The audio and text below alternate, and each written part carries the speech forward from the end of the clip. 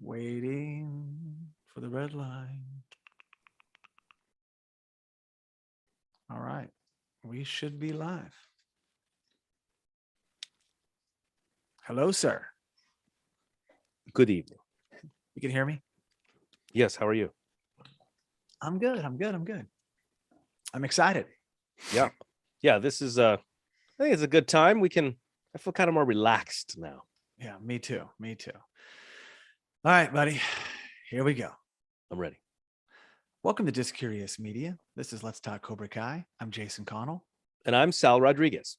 All right, Sal. We are back for another episode. Yeah. Already. It's a very interesting time.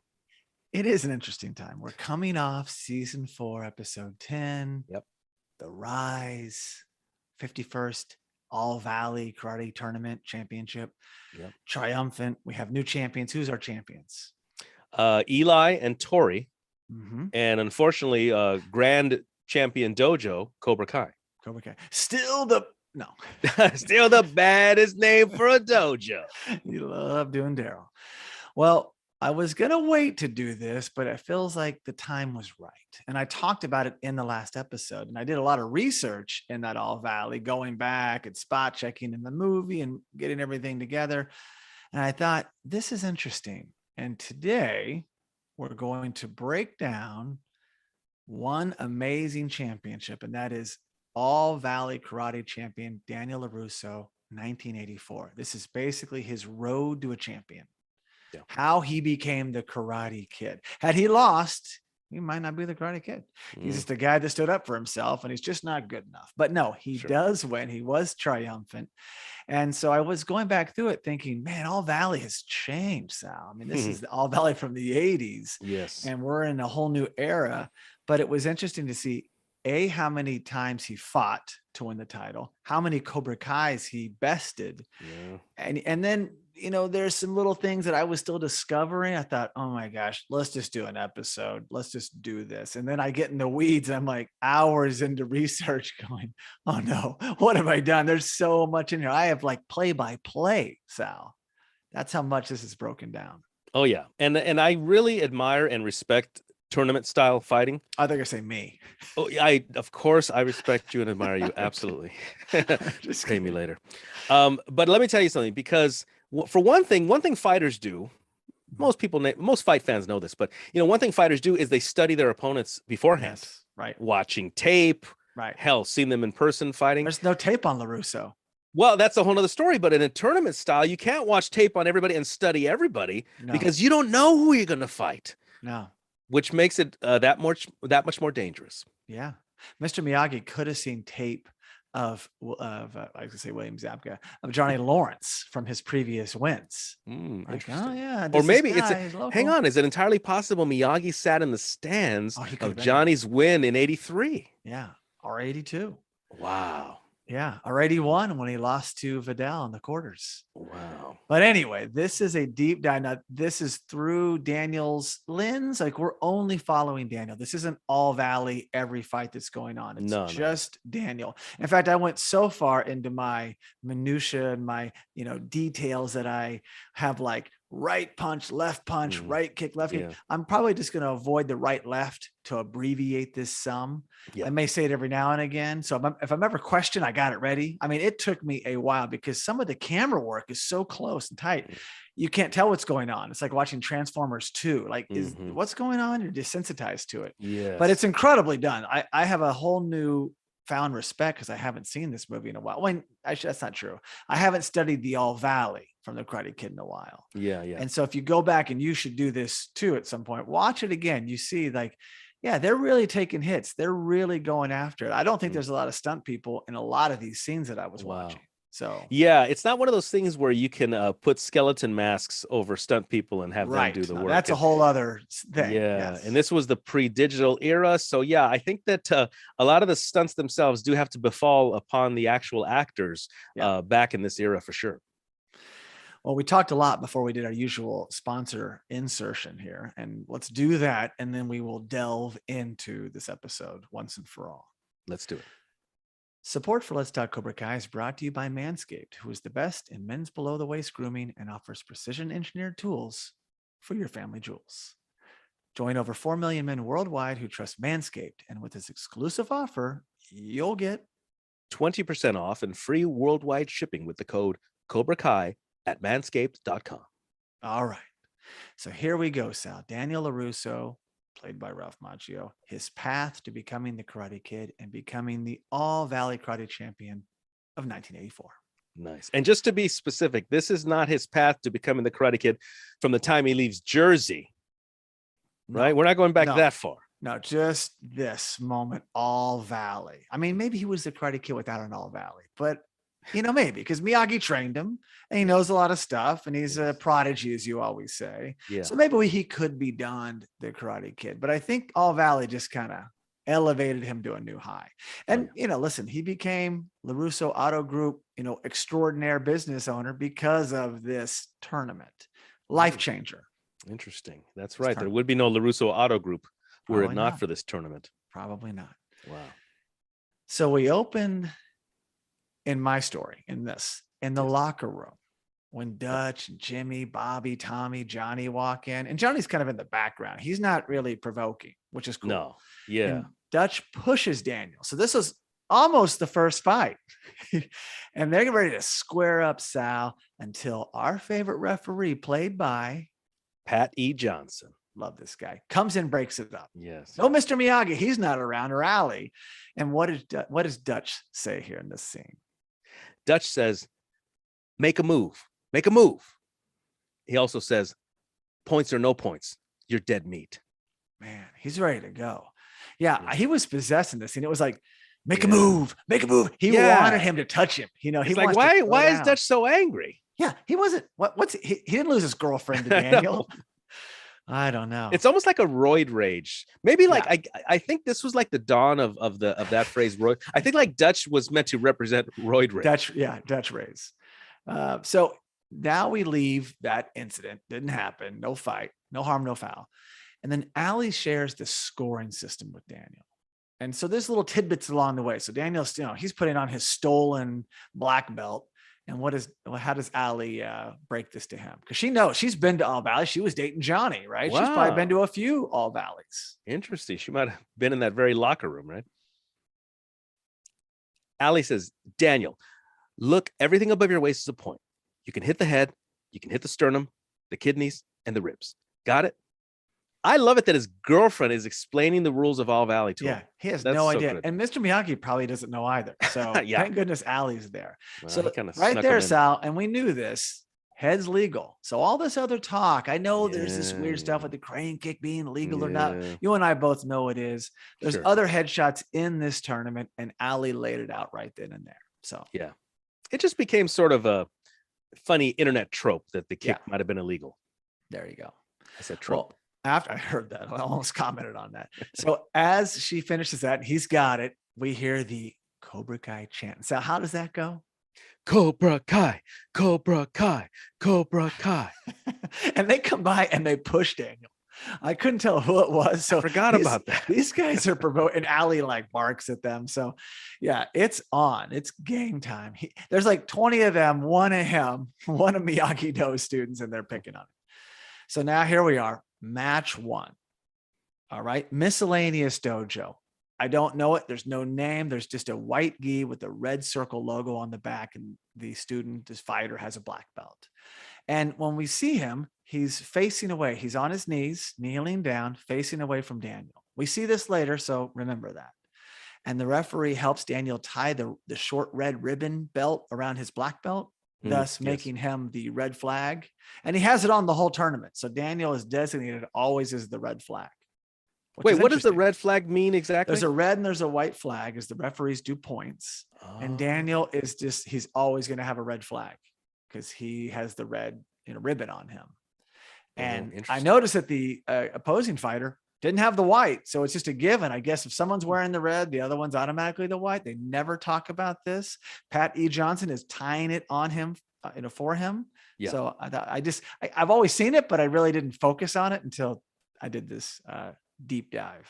Well, my meaning for it, I always thought that meant the red thing hanging on the belt means you are a fighter in the tournament. You are currently a fighter But in you the would tournament. see more of them. I Not know. everyone How did I has even one. think that? Yeah, Wow. I don't know. You're untouchable.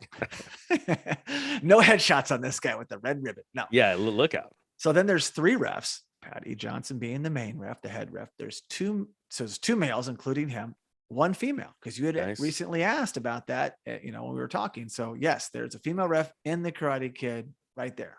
I don't think the Karate Kid gets any credit or kudos for being so ahead of their time by having a female ref. I'm telling you again, there was only a female ref for a short time in the UFC a few years ago, and she's gone. I have not seen a female ref in the UFC, which to me looks a little weird when you have men reffing women, and then the judges are men, and then the commentators are men. It's like, come on, guys, seriously. Yeah, good point. Well, then Pat E. Johnson, who just broke up the fight in the locker room, says what? And he says this a lot throughout the day. Face me, bow. Face, bow. On guard, fight. Hey! And it's on. The opponent attacks with a side kick, and he hits Daniel's arm right away. The first freaking thing. And Daniel's kind of holding his arm. He goes flying out of the ring, point. Now, Sal, it's very similar to what happened with Sam and Tori in All Valley. Remember when Tori got ruled out of bounds, but Sam hit her in bounds? This was the exact same thing. And we also know that was a point, and we know why it wasn't a point, because someone paid off the ref to look the other way. We can say that. It's not a spoiler, right? It's not a spoiler, unless you haven't seen episode 10. So then stop this podcast now and go do so. And so that is a point. So Daniel's first thing, boom, point, and the opponent then charges and punches Daniel out of the ring, because after he's got hurt, the next thing is he punches and Daniel retreats out of the ring, just completely on his own. And then he's trying to get his wits about him. I mean, he was just thrust into this, Sal. He doesn't know much about this type of fighting. Sure. And then Mr. Miyagi comes over with some words of wisdom, as he always does. Listen, remember your defense. Points will come. Concentrate. Focus. Power. Remember balance. Make good fight. Awesome words. And Sal, that sounds very familiar from season 4, episode 10, as Daniel talks to Eli. This fight is not about him. The biggest battle is always the one within. Okay, concentrate. Defense, focus, power. You find your balance, and those points will come. So it's a different version, but they worked it in. That's straight out of the Karate Kid. Yeah, nice tie in there. Yeah, very cool. So now we're back to the fight, and Daniel gets a warning for that leaving the mat, leaving the ring on his own. He just backed away, and the ref comes over and says what? That's a warning for running out of the ring. Once more, it costs you a point. So there we've introduced point deductions, which comes into play in the Karate Kid Part 3. Absolutely. Yeah. With Pat E. Johnson in charge of that fight as well in the Karate Kid Part 3. So Daniel does the same thing, Sal. Speaking of which, I should point this out. And not to go too far in the weeds, but in the Karate Kid 3, when the match first begins, he does leave the ring. Barnes comes at him real crazy, and he does not issue a warning. So it's like, maybe, I don't know, it's just his first match in this movie ever, and he's issued one, but in the future, maybe because he's a champ, returning champ. Oh, he gets a gimme. Little leeway on that. Yeah. Maybe so. Yeah, we'll see. So now the opponent comes in, punching, charging. Daniel moves left, does a roundhouse to the stomach, point, 1-1. Great at counters. These Miyagi-Do students, 1 of 1. He knows how to move. He knows how to go on the defense. He doesn't know about this attacking business, but and then the ref says, on your lines, that's 1 point, round kick. Yeah, I call it a roundhouse. Patty Johnson calls it a round kick, but there we go. 1-1. And then the female ref, which I noticed this is funny, is now sitting down. Yeah, this is a movie, Sal. There's lots of angles, lots of shots, lots of resets. The female ref, who's supposed to be one of the, flag bearers and part of this thing, she's sitting down. Obviously, I totally spotted her. She's and on we break. only see, she's on break, and we're still in the same match. We've only gone like a minute. And we only see Johnson as the only ref, because a lot of times you only see one in frame, but I love that she's sitting down on a break. Sure. And then I also noticed, because they're kind of panning the crowd, we see Freddie's friends from the beach, and that's one Freddie Fernandez. He's not there yet. He's pulling the LA, come early, leave late, come late, leave early. Sorry. Yeah. And I spotted, and so where Freddie would be sitting, there's another guy, an older guy, and he's, well, not older, but older than these teenagers. And he has a camera and he's taking photos. Really? And another extra's taking photos just a few people over. So are these real photos? These are prop cameras, because I'd love to see the images captured that day. Well, if they had any forethought, they would have given them real cameras and film, but they're just making this movie called The Karate Kid. That might have been their own, cameras. Yeah. Those. Oh, you wait. The people in the crowd, their cameras? Well, like, hey, if I'm you thinking have they're a camera, props. it could be a prop, but it also could have just been, hey, if you got one, come out, make it look lively. Wow. I don't that think would be about so that. fantastic. Think about having that, that not a Polaroid. There's probably, Fujifilm, and you had it developed. And I would love to see, if that's out there, please contact us. I think around that time, your images. You know what I had around that time? I think I had the Kodak disc. Yeah. Yeah. One of my older sisters gave me a gift of the Kodak disc. She was really into it, taking pictures. I think I would have had one of those around this time, I think. That's cool. So now the opponent charges again. He's partially out of frame. This happens a lot. You really can't tell what happens, but he appears to be doing some sort of spin, and Daniel chops his back, 0.21. And then we assume Daniel wins, because we're off. That's it. That's all you get. Sometimes you just get a little bit of the, of the match, and then we move on, because after he scores that one, the famous song and montage kick off. Oh. After what happens? Wait, after what happens? When a certain Allie says, yeah. All right, Daniel, you're the best. You're the best. And then what? What song is this, Sal? You're the best around. By Joe Bean Esposito. Yeah, and you want to give us a little bit of a? No, I don't have the lyrics with me. Let me tell you something. I love karaoke so much. I need the lyrics with me. Otherwise, I have to do it Johnson. I have to do it Johnson. I have to do it justice is what I have to do. Okay, fair enough. Well, it's a great song. We know it as the Karate Kid song. Yeah. You're the best around. No. There you go.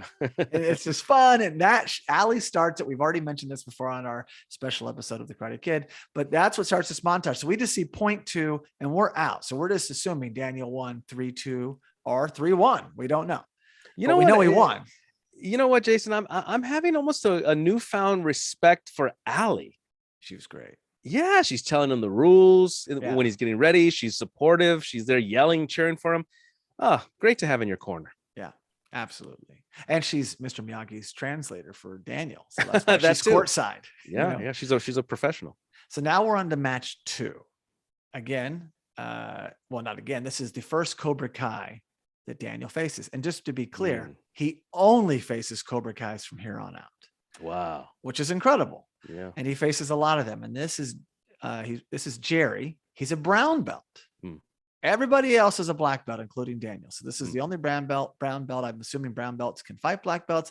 I've seen that at tournaments when I was younger, but for the most part, they usually wouldn't. And Jerry is played by whom, Sal? Oh boy, so excited. Always excited to see Larry B. Scott, who was also Lamar in Revenge of the Nerds. If you haven't seen Revenge of the Nerds, it's a must. Hey, here we are in a world of nostalgia now. If you like nostalgia, go back to the 80s, watch Revenge of the Nerds. Great movie. Yeah, fantastic.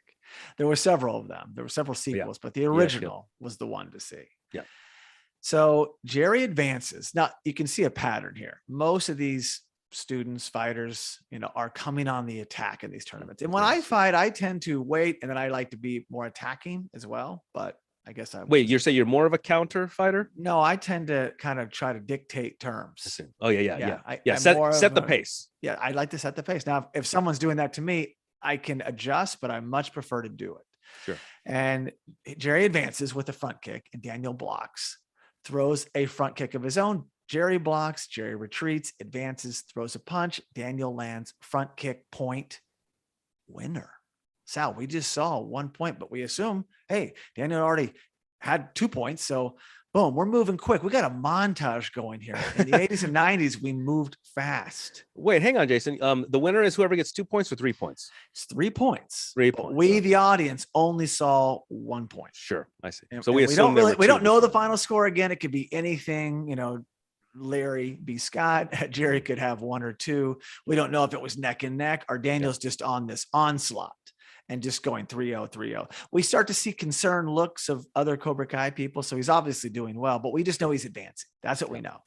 So he's got 2 down on the match 3. Another Cobra Kai, like I just said. And this one's Jimmy, black belt, played by Tony O'Dell. And we know him from other shows, or at least a really popular show in the 80s. And that was? Yes, Head of the Class. That's like where I first saw. I forgot if I saw Karate Kid first. Then I saw Tony O'Dell in Head of the Class. I might have seen, because I used to watch Head of the Class. I loved Head of the Class. And he was like the real studious, nerdy, preppy kid. I didn't recognize him from the Karate Kid. I saw the Karate Kid first and then Head of the Class, but I never put it together until years later because he doesn't have that prominent of a role in the Karate Kid. But anyway. Well, yeah, I know. But he does come back later in Cobra Kai. He does. He is definitely in Cobra Kai. Of all the ones, you know, besides the 2 big players, Tommy, Johnny. Yes. And Dutch is not in Cobra Kai yet. No. And recent action figures have not included Jimmy, unfortunately. Yeah, see, there you go. That tells you everything you need to know right there. So Jimmy advances, big surprise, and does a high roundhouse. I love a good high roundhouse, Sal. I really do. Really. Yeah. Either leg. And very impressive. But you can't throw it slow. You throw it slow, get sloppy, that stuff's blocked. Sure. Counter. So Daniel blocks it and throws a stomach punch, point. Now, again, we don't know what the score is. We again assume Daniel won because that's all we see. Yeah. And when Daniel obviously scores, we see that female ref from the first match, and she raises no flags, just a casual observer. So, you know, again, this is movie magic. You're moving around, you're doing a montage, and it's like they're not remembering, and they don't think we're going to remember. Was that female ref? It doesn't matter. This is really a fast moving tournament. And while this is going on, it's intercut with other people fighting, I should say, you know, like Daryl Vidal and other Cobra Kais. You see Johnny doing a lot of amazing things because he's very acrobatic and tough, but I'm just focused on Daniel. Sure. We could even add up the points we've actually seen on camera, but we're not seeing 3 per fight by any means. But you know what, though? I'm loving this because this will be a lesson to any filmmaker. Yes. Do not take any frame for granted. No. People at some point will stop and analyze every damn frame. We're watching. Let's Talk Cobra Kai is watching. So now we're on to match 4. Another Cobra Kai, a more prominent one, Tommy, black belt, played by Rob Garrison. Rest in peace. We lost him far too young. And if you have not seen that episode, take a right, Cobra Kai, season 2. Yeah. I mean, it brought me to tears. I know it brought you to tears too. There was something in my eye in that episode for sure. A lot of something. A few times, yeah.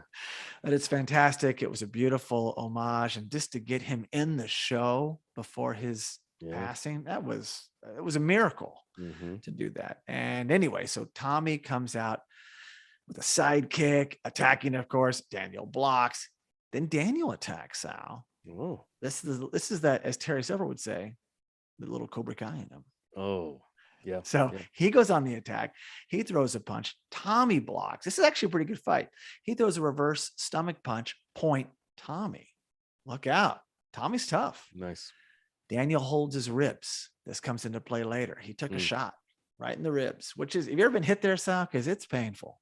I believe I had a hairline fracture from a botched body surfing accident.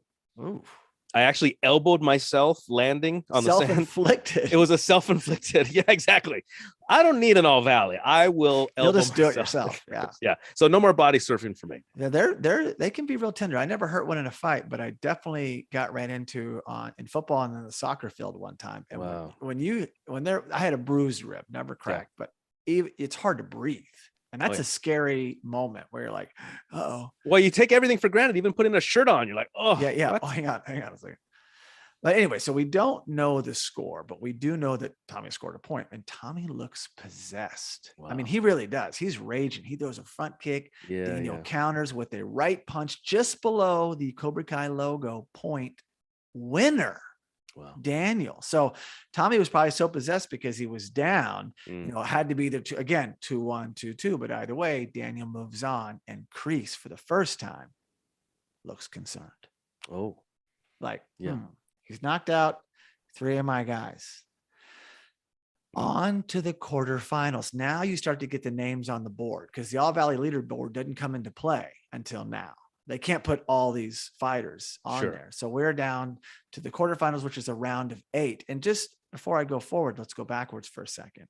If this is round 5, round of 8, and we had 4 rounds prior, I don't know how this tournament worked, if it was pool play or whatever, but in my basic math, there could have been 128 fighters initially. Wow. I mean, we're 4 rounds in to get to 8. And Daniel's one of many, and everyone's, it's just basic math. Like round 2, when he fought in round 2, it could have been the round of 64, then the round of 32, the round of 16, and the round of 8. So you think about it, this was one huge All Valley. You go back and look at it, it's a spectacle. Yeah. There's a ton going on. Unlike All Valley now, it's more like the main stage. Back then, it was like, even when he comes in the arena with Ali and Mr. Miyagi, they're like, Daniel LaRusso, please report to, the mat 3 or whatever. And they're like, where's that at? Because there's just a ton going on, right? So I believe it. There was probably that many fighters, or at least supposed to be. Wow. So now we're in the quarters, and here comes our guy, Dutch. Cobrakai, of course, he's a black belt. Now, here's what else I noticed, Sal, and it was always lost on me, but you look at the leaderboard and it's like, oh yeah, of course, Dutch is on the board. Dutch is his last name, not a nickname. Dutch is his last name. It's on the board. Only last names are on the board. So wait a second. LaRusso, Dutch is his last name? And so what's his first name? We don't know. And much like Tommy, we don't know his last name. Jimmy, we don't know his last name. Jerry, we don't know. On and on and on. Bobby, we do know because Brown is on the board. And that's hilarious. It's Bobby Brown. Oh, yeah. Don't be cruel. It's my prerogative. It's on the board. So Dutch is his last name. Played by, I'm sorry, we forgot to go there. Played by, again, Chad McQueen, the son of Steve McQueen, famous movie star from the 50s and 60s and 70s. Bullet and 70s. Okay, yeah, he was huge star, huge, one of the biggest. Yep. And this is his son, who got really into racing because inspired by his father. We did a whole episode on Dutch, an update episode. That he was not going to be a part of. He came out on his daughter posted on Instagram. Thank you, but no thank you. But he's really into racing because of the movies his father was in. He was always into racing. The Le Mans, I think he was on the set with him of that, and so he has a racing career. I'd still love to see him come back. If Terry Silver calls, answer. Wow. Get Dutch and get Mike Barnes. Okay. Hello. Okay, so forget about Snake. Well, you can have Snake, but he was a nothing burger. I don't know. I mean, you could have him. He didn't fight. I know. He came to the Miyagi's little trees. And let me tell you something. After all we've been through with Cobra Kai, including the tales of, is Chad going to come back and all that? If Chad McQueen showed up in season 5, it'd be huge. I'd fall out of my podcast chair. I would really. Wow. That's saying something. We would all be so amazed. But you know what, though? I would not put it past the showrunners to do something like that. And also, just to be clear, Snake was never really in Cobra Kai. He just wore No. He was just a punk. No, he was just a hired henchman of Terry Silver, right? Right. And John Avildsen's son. Rest in peace. Oh, and that too, yes. So now Dutch is doing his classic. Sal, you know it well. Head crank, neck roll. And he's looking. I mean, by the way, we should also point out, if you're going to fight somebody and they start cranking their neck, just get the hell out. But I want to point this out because we said it on that special episode. He trained under. Was it Chuck Norris? Yes, exactly. Oh, yeah. So he is, of anybody, he came in the most, ready to fight karate. Yeah. It's probably why he's in this movie. He's Steve McQueen's son, and he has a martial arts background. He was no joke. Everyone else had to learn and get up to speed, but you can tell right away, like, oh, this guy's got kicks. He's legit. Yeah, and he's got the talent, but then behind that aggressiveness. Yeah, and there's persona that even Johnny doesn't have. Exactly. So he does his head crank neck roll, and then Dutch attacks, and he comes in with this hook kick. Daniel ducks, and then Dutch throws this super fast roundhouse to Daniel's head. I mean, he hits him hard, Sal. 0.1-0. Well, there's your head kicks. Those are very legal in All Valley. Yeah, absolutely. And this also sets a precedent for Daniel in his own head. Like, all right, kicks to the head. I remember that. If you can do it, I can do it. I know Ali told me, but I get it now. And then Dutch, he's moving and shaking. He's like an Ali, Muhammad Ali, Sugar Ray Leonard. He's kind of putting on, he's showboat. Yeah. And then Dutch charges again, punches. Daniel moves. He does this a lot. When you come at Daniel with the punch, moves, throws a roundhouse to the stomach, point. And we've seen 1-1. That's what we know. But Pat E. Johnson declares Danielson winner. So the footage of the other two missing points, it's happened in previous fights. We don't know. I would have loved to seen it. I really would have. Because this time, Kreese and Johnny both look concerned. He's just taking out Dutch. Oh, yeah, that's big. It's big. It's one of their big guns. Yeah. And I also want to say, I noticed right after the fight, this is also film editing and coverage, but the way it's cut, you see Dutch and Daniel look like they're getting to, to go and get reset and go again. Oh. The look on his face, like Dutch is given that, because he's doing that kind of thing. And he looks like it's bout's over. Daniel's declared winner, but they probably inserted this frame or two of them resetting again. Just a little coverage. I was like, okay, well, you see that. And if you went back and watched it now, you'd recognize it. Like, oh yeah, that bout's over. That's not how you act when it's over. No, because so that frame should have been in a few seconds. It's more than one frame, but yeah, that one little beat, they both look like it had to be one of the times they set. Okay, fight. So, because there's so many takes, of course, I'm sure. And we've talked to the editor of this movie before, and I now I should ask him these questions. I'm sure they would just have, that looks the best. That looks the best. Let's just use it. Continuity aside, let's just take that. It happens. So now we move on. Next, Daniel's getting his ribs bandaged. He took the shot. I guess it was the left side. And Mr. Miyagi's doing the bandaging, right? Not the medic like they do in All Valley. It's Mr. Miyagi. Yeah. And from the earlier hit, I'm assuming it's just kind of been bothering them. And it's funny. So now we're moving into, that was the quarters. We're moving into the semis. This is where in the Karate Kid world, that becomes the big stage. The semis and finals. That's when they're on the big stage, and the leaderboard's always behind us now. And it's kind of funny. We come into this, I've seen this before, and I was like, I'll point it out now. You see Daryl Vidal, 1981 champ, doing like a little punching lesson for a fellow black belt mate who he knows. Oh yeah, I think I remember seeing that. He's before the semis, and they're right there by the ring announcer, Bruce Malmuth, aka what do I like to call him? Tex. His little outfit. It's the outfit. And so it's kind of funny. So you see like Vidal doing like a little punch there. Nice. And then Sal, Bruce likes to announce Miyagi-Do a little different. Yeah. It's like Miyagi-Do. It's really strange how he does it. He doesn't know the GI. He kind of makes the double E. And Jason, even later, sorry, go on. Well, I must admit, and I regretfully admit that in one of my early YouTube videos where I feature Daniel and Johnny action figures, it's a action figure review. Right. I refer to it as Miyagi-Do. Oh yeah, like Scooby-Doo. Right. Well, I think we did this in season 1. I know in the first 2 episodes, I was unclear too, because I'd never seen it written before. Yeah. And when I saw it written, I was like, Miyagi-Do. And I was like, wait, no, it's a dojo. And then I had to remind myself, I had to break myself out of it. But he's even like, Miyagi-Do. He's and then Daniel even corrects him later. And then he kind of says it the same way.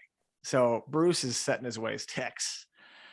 But then the announcer goes on to say because you hear this over the PA. You don't really see him saying it. You hear him. Bobby was last year's runner-up. That's what he says. So I'm like, this happened just today when I was doing notes. I'm like, hold on. My radar's up. As I mentioned and recapped in our Let's Talk Cobra Kai's season 4, episode 9, The Fall. In season 3, episode 5, Miyagi-Do, the Valley News always goes back to Valley News. Love them. They do great work over there. So did you edit for them as well? There were 2 main papers in the Valley, the Herald Examiner and the Daily News. Then later on, the LA Times. So I think maybe this is an homage to those 3. Yeah, the main 3 papers of our area. Yeah. All Valley News. Well, their celebrated war veteran leads Dojo to 4th All Valley Win has lots of content in it. And Robbie was looking at this in Juvie and read this online, not an actual newspaper. And let's just go over this very quickly because there's a mistake here and we don't know where it falls. So unless Tex got it wrong, but I call him Tex, the announcer. 1983, Johnny beats Tommy for the championship. Tommy had beaten Daryl Vidal to reach the finals, and Bobby Brown beat Vidal in the 3rd place match. There used to be 3rd place matches. We don't see one since then. Only talked about. We've never seen one. No. Then in season 2, episode 6, Take a Right, which I referenced earlier, the great episode with Rob Garrison, Johnny says that Tommy beat Vidal to advance to the semifinals. Now, this makes sense because Johnny could have faced Bobby in the finals, right? But, and then, in the finals and beaten him, thus making, Bobby the runner-up in 83, which Bruce just alluded to. However, in that same episode, Johnny and Tommy both confirmed that they fought each other in the finals and Johnny made it hard on Tommy. So I know it's like a tongue twister. It's like a who's on first. Yeah. But essentially all roads point to this, something's wrong. Bobby was never the runner-up in 83. So for him to say was that, Tex, so you're saying Tex's words are incorrect? Or he maybe read it wrong because all the other stuff we have now, this was the first time this ever happened though. So this is the source. This is the source material. Sure. So does the ring announcer have it wrong, or was it just taken wrong in the moving forward? And then history was rewritten. Revision is history. Yes. Because he says right then and there, Bobby was last year's runner-up. You hear it. It's like, wait a second, what? So that's kind of, basically there's an issue there, and we've never corrected that wrong. And I'm almost, surprised that this show didn't correct it in Take a Right, but they made it this way. And maybe they wanted to elevate Tommy, who was on his deathbed, essentially, when that happened. Yeah. But they also could have said, Tommy, you made it hard on me in 82, right? There's no talk of 82 in this movie. They could have pushed it back a year. Yeah. Bring me aboard. Let me do this stuff for you. I'll fix it for you. That should be your job, is just making sure timelines are accurate. I always my side job. No, but I always refer back to the Future. It's that whole, you change this, you change that, Exactly. Everything has to make sense. Yeah. Well, this is a glaring issue. And I know I've brought it up a few times, but it was in my face today. Like, oh, wow, if I'd heard that before, I hadn't yet seen these episodes of Cobra Kai. And I was like, wait, this is not computing. Sure. So there's that happened. So we don't know who was the runner-up, but I believe it's supposed to be Tommy, wasn't Bobby. And I'd still love to see a 3rd place match every now and again, Sal. Yeah, definitely. And on the Daryl Vidal front, we do have an episode for Daryl Vidal, All Valley Karate Champion Daryl Vidal in 1981. I highly recommend it. We talk about this, but what's missing is this new discovery. Yeah, if you like going down rabbit holes, with the show. I mean, this is for the hyper fan. We're getting into such a sliver of the fan base here. It's like I hope not. Like the hyper fans, Okay. I mean, this is all behind the scene chronological stuff, rectifying things. I mean, this is next level. It is true. Oh, I'm hearing that. The heater's trying to kick on. So now we have an exchange here. And this is Bobby in the semis getting ready to fight Daniel. And there's an exchange with his sensei. Oh, Kreese says, Bobby, I want him out of commission. Bobby says, but sensei, I can beat this guy. I don't want him beat, but I'll be disqualified. Out of commission. He's not having it. And so he has poor Bobby orders to just take him out. Yeah, I mean, like don't play by the rules, basically. so do you think the reason is that Kreese is now concerned, and knowing what we know now about Kreese, like if you lose All Valley to this new dojo with one student, what are the ramifications against Cobra Kai, who are the king dog, in the valley, and they have all these fighters? Or is it just inflict pain? What is he scared? Is he concerned of losing, top dog, grand champion, or I don't know, or does he just want to see him suffer? I think both. I think the idea is that Daniel cannot win. That's the idea. That's Kreese's mindset, is Daniel cannot win, so therefore he has to be just dealt with by any means necessary. It's very much probably an old war tactic, I was going to say it's very military. Absolutely. Yeah. Well, those are his orders, and it's hard to argue with them. So Bobby, okay, you can just tell he agrees, and even Johnny's sitting there and he doesn't really know how to take it. Yeah. But he doesn't have to do it. He's just waiting, if he faces him. So match 6, semifinals. Cobra Kai, Bobby Brown, again, great name, black belt, played by Ron Thomas. And he comes out and Bobby does this jumping, flying, something out of, Crouching Tiger, Hidden Dragon. He's in the air for a second. It's an amazing move. Yeah. And he does like this kick to Daniel's left knee. And I watch it so many times, Sal. And I mean, he must have just missed it in real life, or maybe just caught him, but it really looks great. One play and DQ'd. That was it. We only see the one shot, and it's a tough shot, and Daniel's down, and we don't know if he's going to get back up. And then the announcer states, Bobby Brown disqualified. For excessive and deliberate contact. And then he goes on to say Rule 31-2. Now, I don't know if 31-2 is the excessive deliberate contact, or because he goes right into 31-2. Daniel LaRusso has 15 minutes. It's 30 minutes now in Cobra Kai to see if he's able to return. If he's unable to return, John Lawrence wins first by default. John Lawrence. I listened to that 5 times, and I hear him say John Lawrence wins first by default. So I was like, okay. So that 31-2, it's probably for the excessive and deliberate contact, but there's also the 15-minute rule to enable him. And then Bobby comes running up to Daniel, and what's he say? Yeah, because Daniel's laying there, right, writhing in pain. Oh my gosh, terrible. And Bobby says, Daniel, I'm sorry, I didn't mean it. So he's trying to apologize, but a little late. Well, but it's his redemption. Bobby didn't want to do it. He was forced to do it. And I mean, again, you let people off the hook if they're a kid, but if this were an adult, you follow an order, then you apologize right afterwards. I mean, just don't do it in the first place. That would have been better. Yeah, just have a normal fight. Yeah, but again, you have to let the kids off the hook. And the movie does this because it was a montage. All Valley's a lot, and they're setting themselves up and us up for this grand finale, which they don't hold back. We see every point in the final fight. Yeah. Now, of course, I don't have this in here, but we know what happens, Sal. He gets whisked away to the locker room where everything started with him putting on his gi. Yeah. And talks to the doctor, not looking too good. Unlike Miguel, who has just hurt his back, a little pulled muscle, who made he could have come back, and he chose to move on because his focus was elsewhere. He wasn't even ready to fight. But what happens with Mr. Miyagi and Daniel LaRusso in the locker room?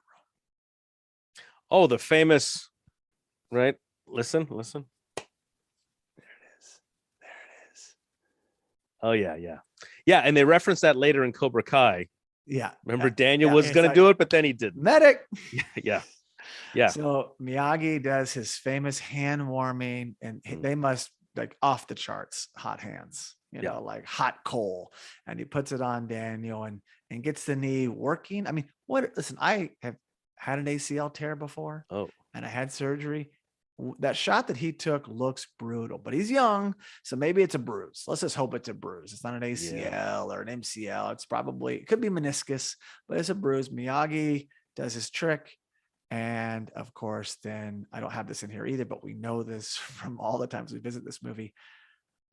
What do we hear the announcer say? Daniel LaRusso's gonna fight. Daniel LaRusso's gonna fight. Is he's getting ready to give Johnny the trophy. First place, you're by default, John, I should say. And Daniel LaRusso is going to fight, and he hobbles in. And from that point forward, he's always gimpy with the left leg. Yeah. Right. He's kind of favoring the right and kind of soft and light on the left, which is a disadvantage. Absolutely. I mean, I think anybody, fight fan or not, would look at him hobbling and go, nah, it's done. It's done. Exactly. You're going against a 2-time champion. Yeah. How about that? So now the 7th match. Oh. Another Cobra Kai. The finals, a round of 2. Johnny Lawrence, played by Williamzabka. Of course, he's a black belt. And he is the king of Cobra Kai. He is the top dog in the building, in the dojo. 2-time champ in 81. He fought, brilliantly. This is his last All Valley for his age. Because we know he's been in, this is his 4th, so this would have to probably cover. We assume, we don't really know ages, but in this fight, Sal, I gotta say, having gone back and watched it today, I was really impressed with it. I really was. In fact, everybody should go back and watch this finals again, especially coming off Cobra Kai and all that we saw.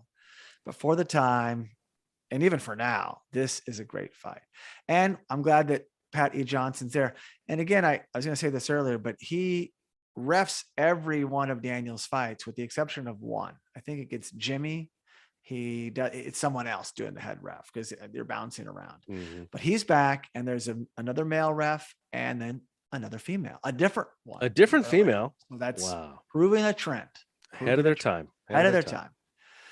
So now Johnny comes. He doesn't mess around. This guy wants to win this thing. And he comes in running, jumping, front kick. Daniel moves. Johnny roundhouse to Daniel's head, which he throws a lot of these, Sal. Daniel blocks with his right arm. Johnny punches. Daniel blocks. Johnny punches. Daniel blocks. Johnny roundhouse to Daniel's head again. Daniel blocks. And then Johnny does a spinning heel kick. Daniel moves. Johnny roundhouse to Daniel's head.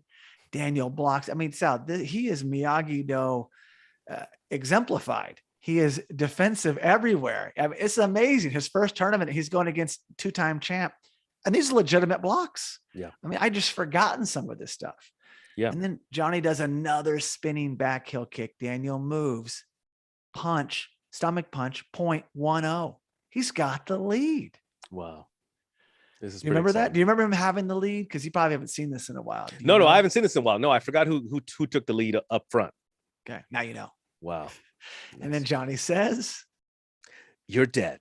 Yes, they line back up. It's like, I forgot him saying that. Yeah. It's pretty brutal. You had just said before we got going that you think Ivan Drago said this in Rocky. And do not quote me on this, but I could have sworn there's a moment and he kind of almost mumbles it and he's got the mouthpiece. I think he's bloodied. Yeah. "You're dead." I think Ivan Drago says that. Yeah. I know he says, "I must break you." Oh. Does he say "you're dead meat"? I don't know. It's a chance to go back and revisit it. Yeah. Like we don't visit that enough. And then Johnny goes on the attack again and he throws a punch to Daniel's ribs. No call, Sal. Yeah. I was shocked. It looked like a point. Yeah. Those are those little moments. And we recently saw that on season 4, episode 10 of Cobra Kai, where it's not a foul, but it's not a point. Well, this wasn't going to be a foul. This was just a no call. I mean, things graze. Not everything's a point. Like if you just punch a person, it's not automatically a point. Oh yeah, but he hit him in a spot where there was, but maybe it wasn't clean contact. It could have been a glancing blow. But watching it, I was like, oh wow, that could have easily been a point. Okay. But that happens in tournaments. So I see. Yeah. And then Johnny grabs Daniel's gi, and you asked about this in the last episode. Yeah, he grabs and sweeps both legs. Wow. And boom, Daniel takes that. Daniel pushes Johnny off. Well, he sweeps both legs with his left leg. Daniel pushes Johnny off with his injured leg. So now, of course, Daniel has this issue, has this hobbled leg, this compromised leg. Then Johnny throws a high side kick, really high side kick. Daniel drops down. This was amazing. I know you remember this. He drops down and does like a scissor, like a sweep, scissors Johnny's legs, takes him down. Johnny goes face down on the mat. Like, I've never seen him learn this move. This wasn't one of Miyagi's moves. Like, do the scissor kick. And then when he goes face down, Daniel backhands Johnny's back, 2-0. Very much an embarrassing moment for Johnny. I would think. Yeah, he wasn't expecting it. He probably, it's like, wait, what? That move though was amazing. It really was. And he's one away from being the champ. And then Johnny's nose is bleeding. So here's the 2-time champ on the ropes. Literally on the ropes, or figuratively. There's no ropes, but he's in trouble. He is in trouble. And so let me see. So then Sal, you hear a heckler from the crowd. And I spotted this in previous episodes, but it cracked me up. And what does this patron have to say? Hey, Johnny, you're a cream puff. That was probably an extra who just went there. I wonder if maybe they said, okay, say who's got something for me. Go ahead, Appleton. No, you know what? In yesteryear of movie making, they were a little looser. Right. Like if they were to make this movie today, they'd have to make sure that voice did not just come from an extra. It came from a voiceover artist in the studio. It's more distinct now. Back then, it could literally have been. Because let me tell you something. When I worked as an extra on For the Boys, Mark Rydell came out and he said, hey, who can cry on cue? And he had stacks of cash. He says, who can cry on cue? We're handing out $20 bills. I wanted that $20 bill. I think I chopped a few onions there on the set of For the Boys. But my point is, I think like if they were to do that today, they probably would have had to have me audition ahead of time. It would have been a little more formal. Yeah. So back then in '84, that probably was an extra yelling that out. They probably let him get away with it. Exactly. It was a different time. So I'm glad it happened. It cracks me up every time I hear it. Yeah. And then Sal, we hear some of the most famous lines in the Karate Kid universe. Yeah. Infamous. Infamous. Well, there's more to come, but and please enlighten us. Kreese says, sweep the leg. You have a problem with that? Johnny says, no, sensei. No mercy. There it is. The first time we ever hear the words no mercy. We hear right? Is that the first time? That's the first time. Wait a second. Well, it could happen in the dojo. I'm sorry. Yeah. Let me take that back. The first time it was used in this manner. Yeah. Like telling someone, like show no mercy. There you go. I'm sure in Cobrakai Dojo, which this is not there. That'll be another episode. This is just about here and now. A special episode. Let's talk Cobrakai. The history of the phrase "no mercy." Yeah, no mercy. Well, sweep the leg. This is sweep the leg, Johnny. This is a big moment as well. And they also had no medics on staff because Kreese is literally wiping blood from Johnny's nose with his finger. With the doctor's coat and the stethoscope, and he's got the white jacket on. He's the one who checked on Daniel in the locker room, but he's not checking on wiping Johnny. Blood with his hand. Who does this? There's no timeouts in this era. This is a different All Valley. Wow. So Johnny not happy about this. He much like Bobby though. He's like he acquiesces. Like, oh, what's he gonna do? Fight Kreese? Yeah. If you want to see that fight, tune in to Karate Kid Part 2. Oh, yeah. So then it's interesting that down 2-0, Kreese is willing to risk potential DQ to have Johnny go after some sort of, no mercy rule. It's well, remember the idea is to eliminate Daniel by any means necessary. That's the idea. Yeah, pretty much. If you could get away with it, that's what you're going to do. Crazy. Yeah. So then Johnny comes out and does a low kick on Daniel's injured leg, like the ankle, causing him to fall, kind of like a tough sweep, like catches him low and causes him to fall. And then Johnny kicks a roundhouse to Johnny's head. And it's brutal, much like what Dutch did earlier. So he kicks his leg out. So Daniel's falling and then pops him with his other leg. It's like very impressive. And Daniel is in pain. His injured legs rattled, and he took another shot to the head. He might be concussed, Sal, from the kick by Dutch earlier. Plus, he's got the injured ribs and the leg. I mean, he's hanging in there. He's tough, no doubt about it. Yeah, he is. And so much of fighting is, you got your endurance. You got to have endurance. Yes. You got to have the skill and the talent, of course. But you have to be able to take punishment. If you cannot take punishment as a fighter, no matter how good you are, good luck to you. Well, he can do that. And look at the road here. Yeah. You know, all these cobrakais. And then Kreese, on that move that Johnny just did, nods to Johnny. You've seen it before. You know it. He's the look of approval from the sensei. Yeah. And then Johnny starts to drop to his knees. Like, it was weird shot. Another one of these moments where it's like the editing, you can just tell that he's going to go down, and we see him do this later, and they cut away. So again, it was probably just like, yeah, let's use that shot. And we don't really know what he's doing. I know what he's doing because I'm studying it and I see it later. Yeah. But we'll talk about that in a second. And then the ref checks on Daniel, and Sal, no timeouts at all. So Daniel is really banged up. In Cobra Kai, there'd be a timeout. There'd be a chance to go talk and have a little powwow with Mr. Miyagi and his translator, Ali. Maybe bring Lucille out of the stands and she could talk, but no. Yeah. There's nothing. It's like, you all right? Just check it on him. So then Johnny attacks, does a fake punch, leg sweep. There it is, Sal. He was told to do it. Daniel counters, raises his leg up. That's a good way to counter a sweep. Just raise your leg up. Spins away. Johnny punches. Daniel blocks with his arm, falls, rolls, hops up. Remember that? He's like on the ground, but he gets up in an instant. And he's got the bad leg still. He's hopping around. And then Johnny does like double, punches left, punches right. Daniel moves, roundhouse to stomach. Daniel takes a roundhouse to stomach.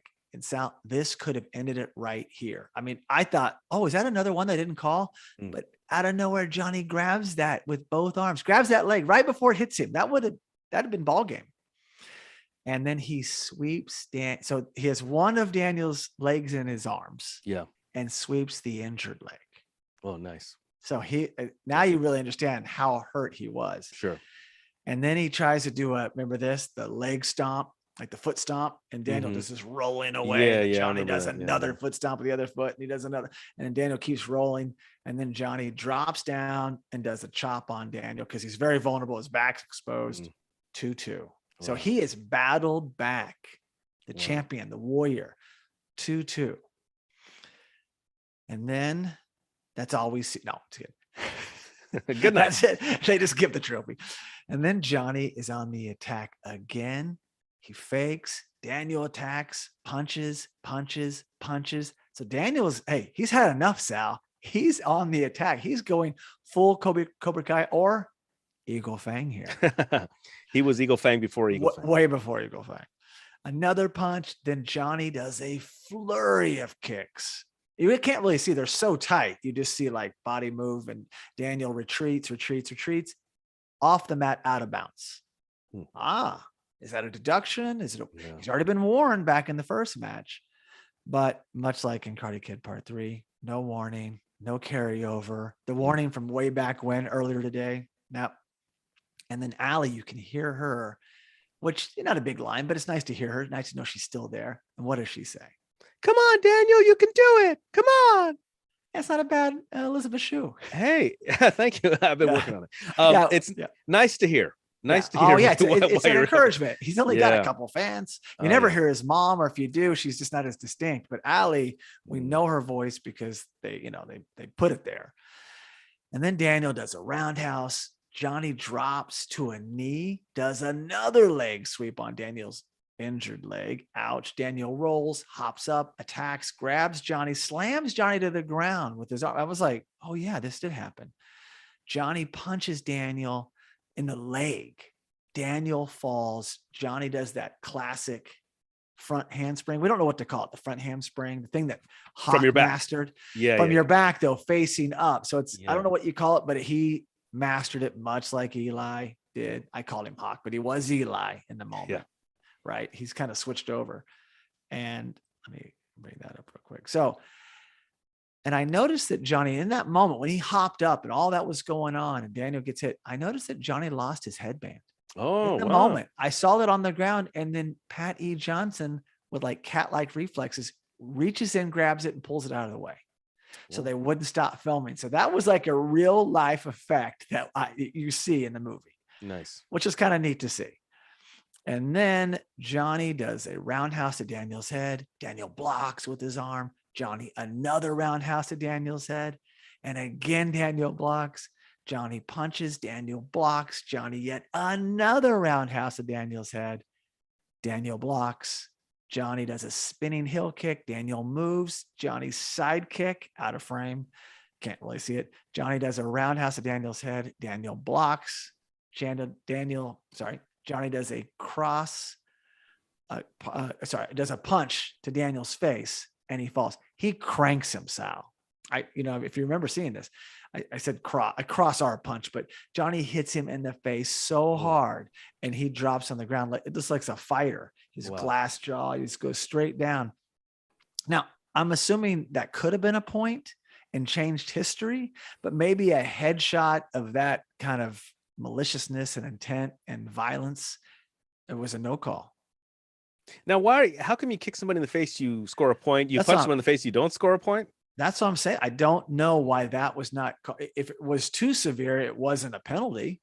Yeah. Right. It's kind of like when we talked about the Olympic fighter that got DQ'd for doing nothing more than knocking the guy out. But it was like, well, it was over the line of a degree of, maybe you kicked it too hard. This is a gentleman's sport. So maybe it's some of that because a kick to the head, if you don't follow through, a kick to the head's like, ow, you hit me. But since Daniel dropped like a sack of potatoes, and it was hard to watch, it was like, oh my gosh, I forgot he takes that hit, but it's not a point. Wow. And maybe it could have been a deduction. So, and then Pat E. Johnson comes in, our famous ref, and says, "You okay?" And Daniel says, "Yeah, I'm okay." Yeah, he shakes it off. So that's your timeout. The ref checks it on you. Yeah, you okay? Okay. So like, not now. We would go check on his head. Could he see? Is he concussed? So now we see Johnny on both knees facing the other way, what we saw the first opponent do.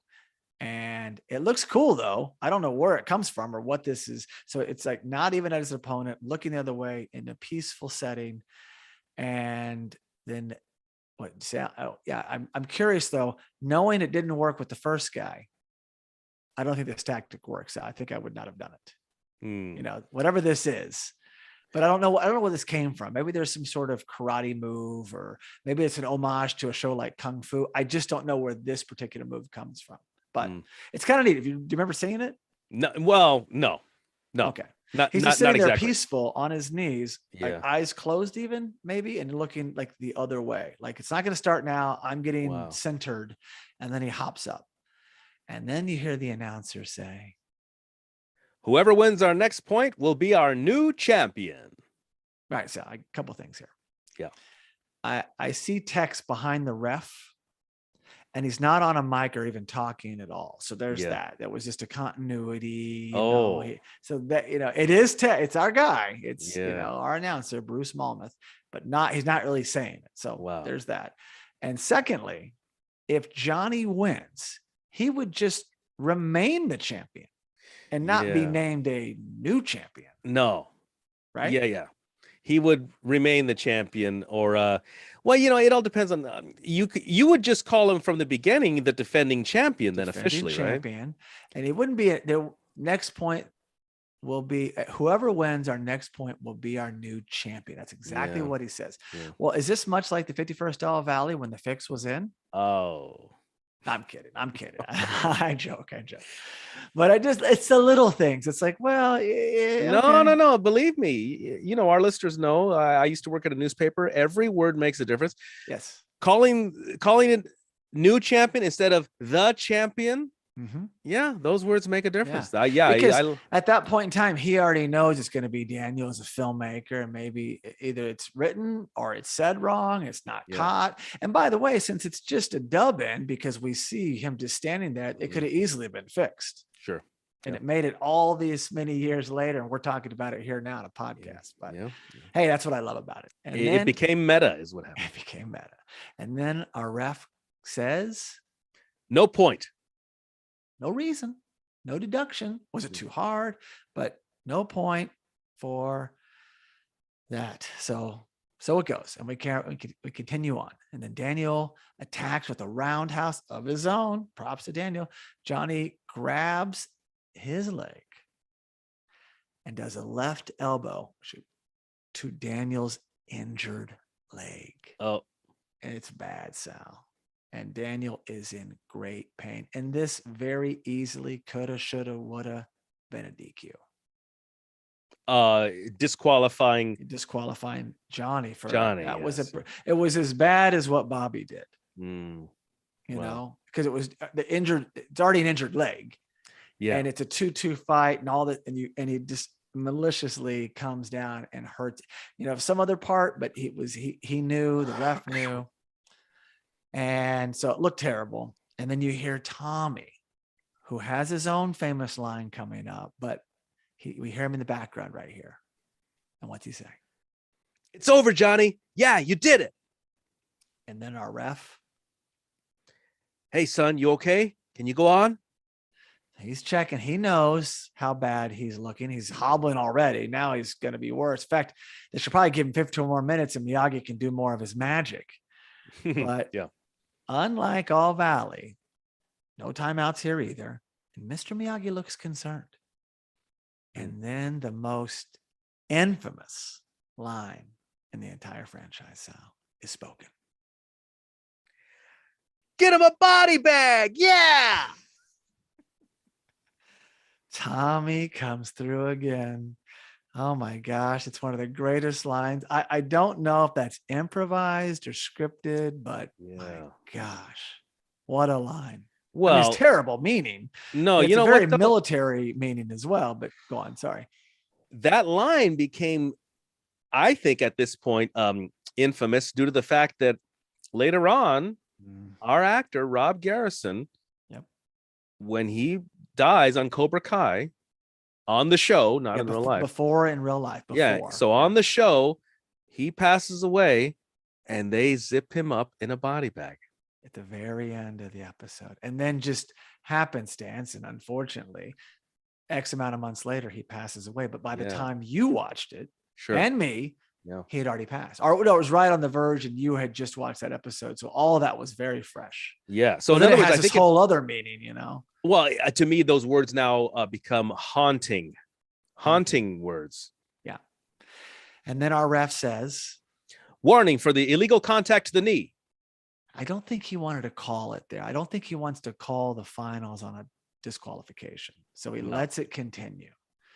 And not to mention, he could have called a winner with the punch. So for whatever reason, and thank goodness for the Karate Kid, you know, lore, the fake, you know, everything, the franchise, the show went on, that went a few more beats because we know what's coming. And Daniel in pain, in great pain, goes into the crane stance with the injured leg, the left leg, in the air. It's already hobbled. So now it's off the ground. And Kreese says, finish him. And then we hear Bill Conti's score and builds. And don't worry, I won't make you do a rendition of a score. Dun, dun, dun, dun, dun. It's so amazing. And Daniel is so focused. And Mr. Miyagi recognizes and approves Daniel's choice of the crane. Yeah. You know, and it's almost like an emergency measure. Yeah. Right. Yeah. Like this is all I got. Like almost like Miyagi wouldn't have advised him to do that, but now he has to do that. Oh, you know, and thank goodness he saw Miyagi doing this. Daniel took this on his own and learned the crane. Yeah. It wasn't part of the workload. No. It was like, oh, he's doing this, I'll work on it. And Daniel was terrible at it for a long time. In fact, pause. In the Karate Kid, when Mr. Miyagi is doing the crane, which is very difficult to do, he's doing it on a post. Yes, very On difficult. the beach, But who's actually doing it? Oh, who was that? It was it the choreographer? Daryl Vidal.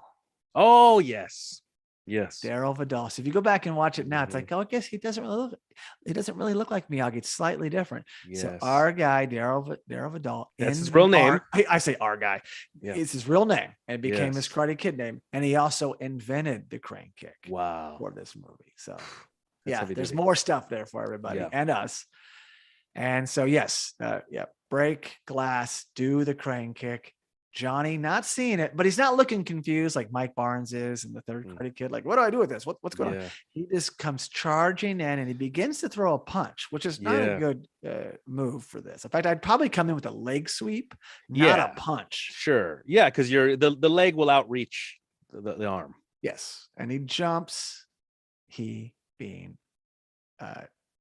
Johnny. Oh, yeah, sorry. He comes in and he jumps. That's right, with his punch. He's coming in with the punch and he's kind of jumping, even making it worse for him.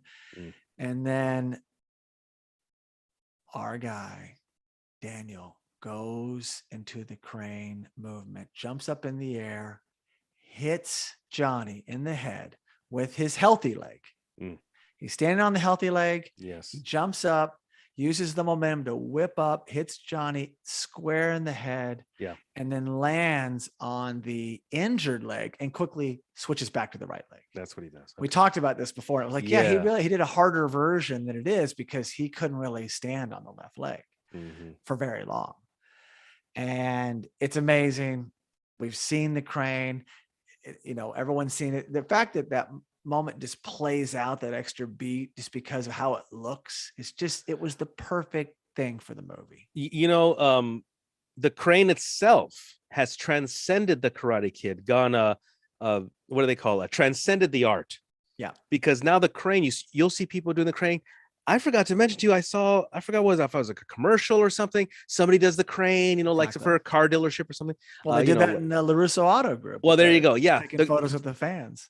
Wasn't it was it Sorry I Met Your Mother where we had the crane also, or was it How I Met Your Mother? Yeah. Sorry, that's another show. No, that was my old podcast, Sorry I Met Your Mother. No, How I Met Your Mother, or was it It's Always Sunny in Philadelphia, where does somebody do the crane in that? Well, yeah, there's lots of references in those. Oh, okay. Anyway, the point is the crane has gone in beyond that show. They're like body bag. Yeah, that's right, body bag.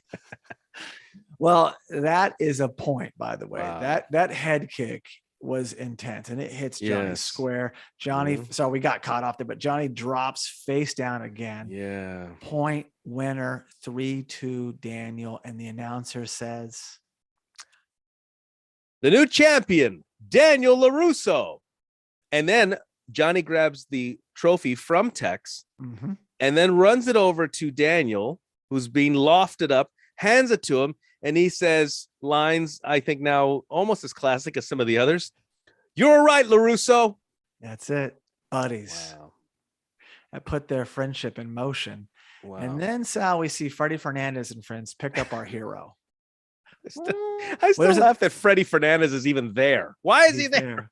There is an episode that you should check out. I highly recommend it. What was it? Daniel LaRusso's first friend, Freddie Fernandez. Yeah. We cover all things Freddie Fernandez. Yeah. All things. And then Daniel says, while he's being hoisted and bounced around, what does he say? Mr. Miyagi, we did it. We did it.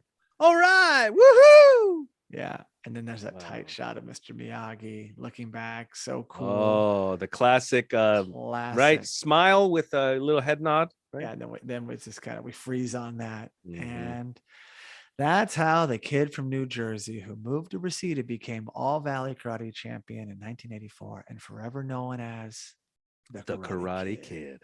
Wow. Woo. That's intense. That's even more intense coming off the 51st annual off of a Cobrakai.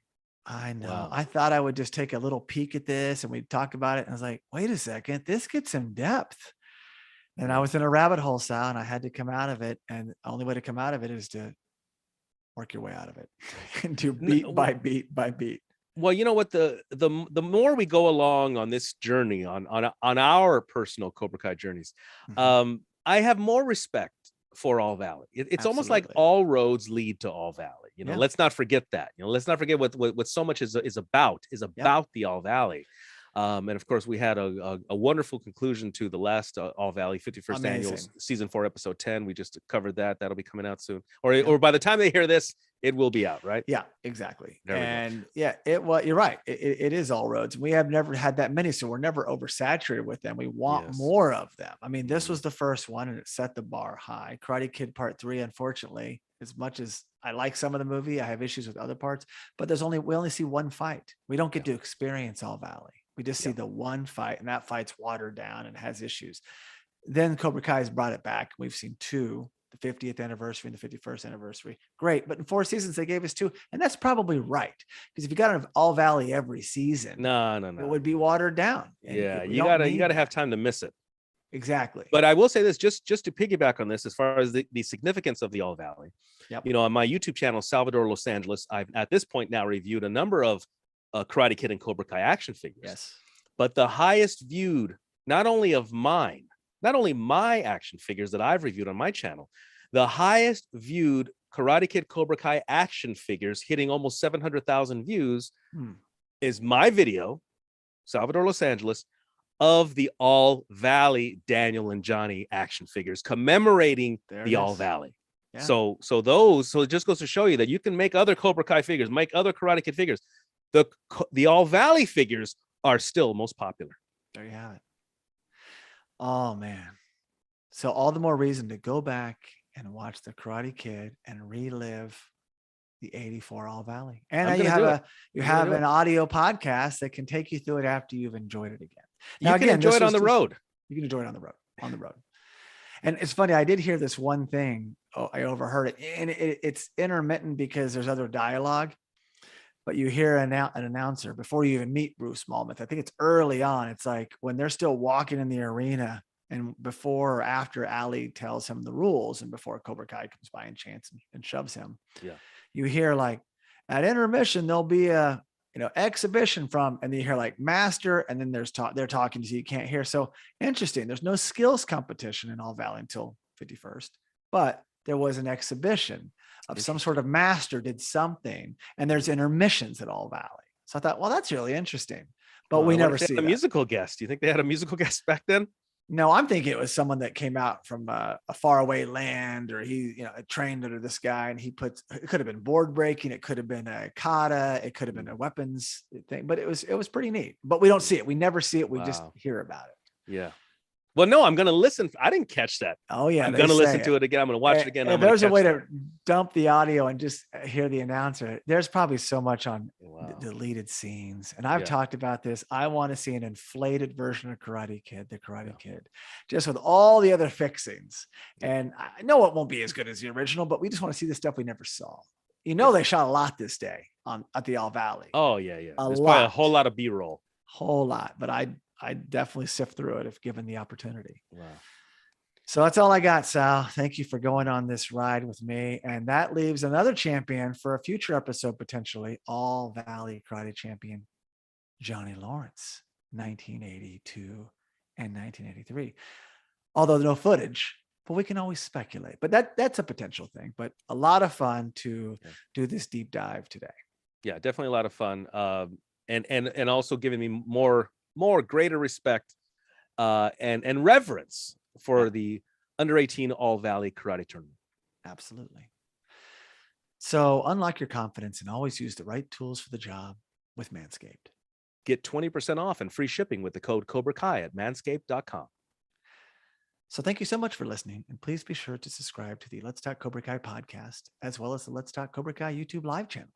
You can also really help us by giving the show a 5-star rating on Apple Podcast.